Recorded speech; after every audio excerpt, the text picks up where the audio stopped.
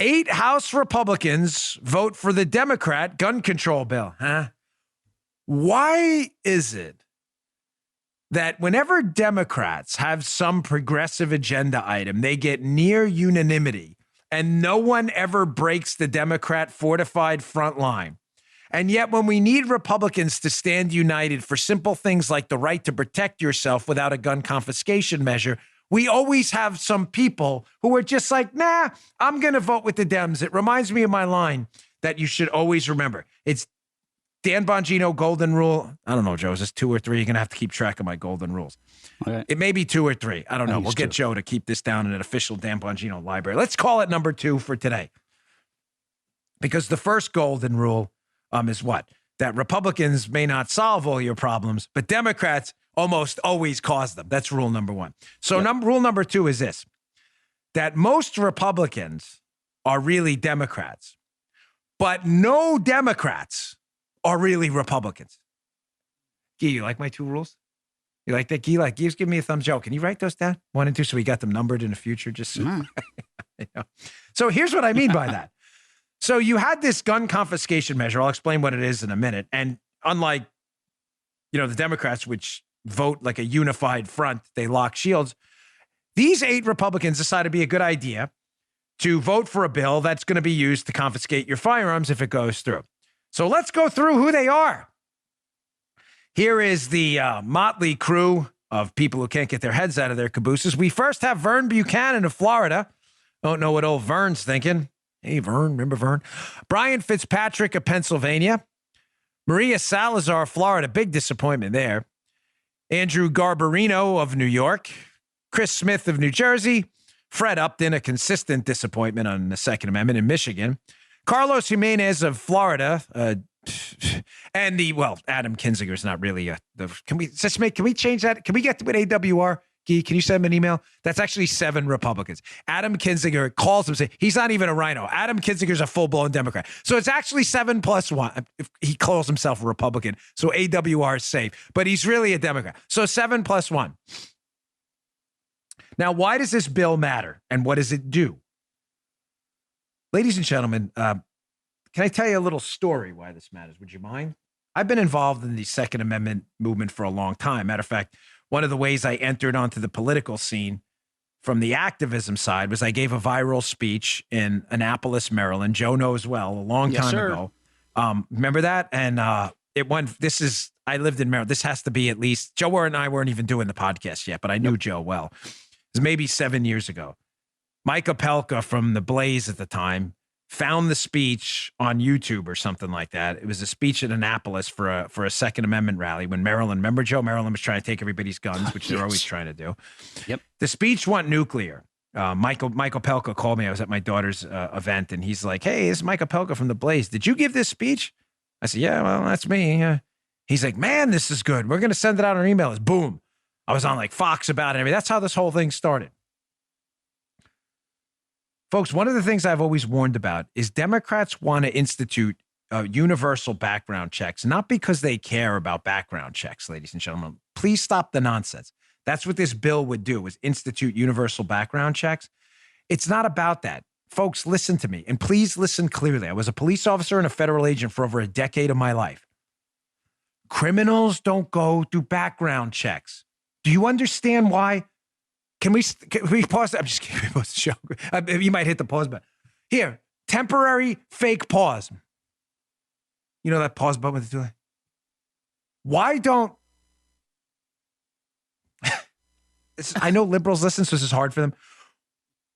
I wish we could use the Jeopardy sound here. Why don't criminals go through background checks to get firearms? Why do you think that is? Because criminals can't buy guns with a background check because there's a question. Are you a criminal, basically? They get them off the street. Is that hard for you to figure out? Do you think a universal background check? So to be clear, here's the system now. If you buy a firearm from a gun show, FFL, A federal licensed firearm salesman, anywhere, you have to go through a background check. It doesn't matter if it's at a gun show. There's no gun show loophole. That's a liberal myth. Does everybody understand that? If it's a licensed firearm dealer, which most people at gun shows are, not all, but most, there's no loophole for gun shows. If you go to a gun supply store that 99.9% chance at FFL, you have to go through a background check. The only time you don't is if, let's say, you're a farmer out in the Midwest, you want to give your shotgun to your kid, you don't have to do a background check. You can just give it to him. It's your firearm. So why do the Democrats want to make Farmer Jones go through a background check to give his firearm to young Farmer Jones? Why would they want to do that? Why? Think about it. Think about it. Knowing this will do nothing to stop criminals because criminals can't get guns from legal firearm dealers. So they buy them off the street. It'll do nothing. Nothing. Why would they want it? Think it through. I'm sorry to play the interactive games with the audience, but the more I probe your mind, the more you'll figure this out and you'll own it forever. Because they want a list. I underlined it and put an arrow. You know, I think I'm messing that. Look at it right there, big arrow. They need a list. How are they going to confiscate your guns if they don't have a list of who owns them? Well, Dan, what did universal background checks have to do with that? I thought they'll stop criminals. How would they stop criminals? Criminals don't get background checks now because if they did, they wouldn't be allowed to buy the gun. Huh? Yeah, true. How would universal background checks establish a list so they know whose house to go to when they want to take your guns? That sounds like a conspiracy theory. Yeah, so did that they were going to spy on President Trump during the campaign, and that happened. Because, folks, the list would be meaningless if private-to-private sales were allowed. If I'm allowed to sell my firearm or give my firearm to my father or one of my brothers or my wife, then the list is kind of useless. Why would it be useless, Joe? Because they could knock on my door and say, Dan, do you have that firearm we noticed you bought from so-and-so Gunworks a few weeks ago? And what could I say, Joe? I said, no, I don't have it. I sold it. Right. Well, if there's a universal background check, they'd have to know who you sold it to. They want a list. And the only way to get a list is not to give you an out. And an out for a lot of people, not an out to avoid the law, but an out, people die, they get sick, they get older, they don't feel like they can control or secure their guns anymore. They give them to sons, fathers, daughters, brothers, whatever it may be.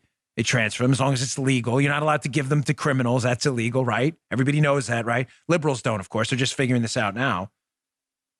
But if they could trace every single transfer of every single firearm, they know exactly where to go for the firearms when gun confiscation time comes. Dan, that sounds like it's a conspiracy theory. Got to use our leftist voice for that. Is it really?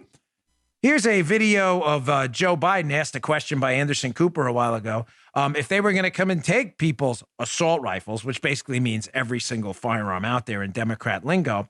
And here's Joe Biden's answer. You may want to check this out. Gun owners out there who say, well, a Biden administration means they're going to come for my guns. Bingo. You're right if you have an assault weapon.